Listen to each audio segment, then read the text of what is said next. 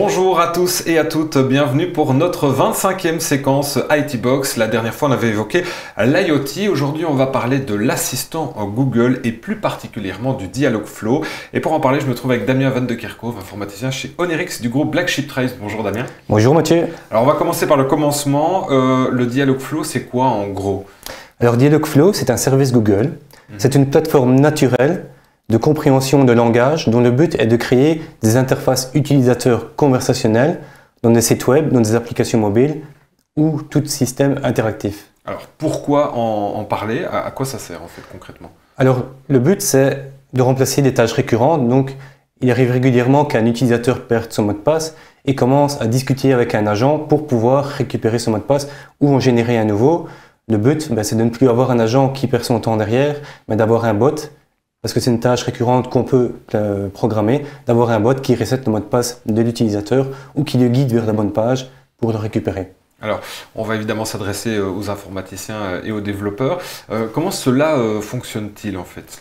Alors, au fait, lorsque l'utilisateur encode une phrase dans le chat, la phrase est envoyée à Dialogflow qui va détecter l'intention de la phrase. Donc, dans notre exemple, l'intention, c'est de resetter le mot de passe. Si cette intention est très simple, donc resetter le mot de passe, on peut tout faire directement dans Dialogflow. Maintenant, si cette intention demande d'aller chercher des données internes à l'entreprise, c'est là que vient le rôle du développeur, c'est qu'il va devoir développer un service dans son entreprise pour générer la réponse lui-même. Alors justement, on parlait de ceux qui sont en entreprise. Alors qu'est-ce qu'on peut y mettre, qu'est-ce qu'on ne peut pas mettre justement sur ce Dialogflow, puisqu'on sait que certaines données justement en entreprise sont plutôt sensibles. C'est ça, donc je pense que toutes les entreprises n'auront pas envie de mettre leurs données dans le service de Google.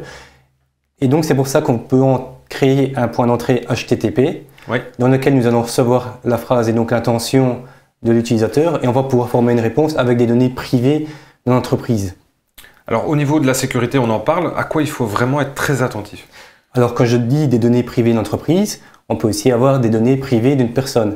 Et dans ce cadre-là, on doit faire attention avec les lois GDPR. Si une personne demande des informations dont la réponse contient des données privées de cette personne, il faut s'assurer qu'on soit bel et bien en train de discuter avec la bonne personne et pas avec un usurpateur qui va aller chercher des données privées d'une personne. Exactement. Alors on va parler de la plus-value. Pour vous, c'est quoi la plus-value du Dialogflow? Alors un gain de temps, c'est un gain pour l'entreprise économique. Et donc, comme je dis, si on remplace toutes les tâches récurrentes comme resetter ce mot de passe, quelque part c'est un agent qui gagne du temps pour faire autre chose. Un autre exemple, c'est un utilisateur qui vient, qui commence une discussion et puis il quitte la page. L'agent peut se retrouver à attendre une réponse pendant 2 minutes avant de se rendre compte que l'utilisateur est parti et qu'il n'y aura plus de discussion. Alors au niveau technique, comment est-ce qu'on utilise le Dialogflow? Alors Dialogflow c'est une interface web, donc il suffit de se rendre sur console.dialogflow.com.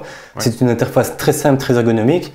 Maintenant, si on a besoin de données privées d'entreprise, c'est un webhook, donc c'est un point d'entrée HTTP que tout développeur est capable de faire, c'est une simple API. Ouais, donc si on veut implémenter ça dans sa société, donc c'est pas si compliqué que ça en fait. Non, c'est relativement simple, tout développeur est capable de le faire. À partir du moment où il est capable d'implémenter un API qui reçoit une requête POST, et en plus sur l'interface web, on a tout ce qu'il faut pour débugger, pour savoir qu'est-ce qui a été envoyé comme données, etc. Donc c'est vraiment très simple. Merci beaucoup Damien Van de Kerkhove pour tous ces renseignements. Merci à vous de nous avoir suivis et puis continuez bien sûr à nous suivre via notre page YouTube Black Sheep Trace Network et puis vous pouvez y retrouver également toutes les IT Box. À bientôt, au revoir. Au revoir.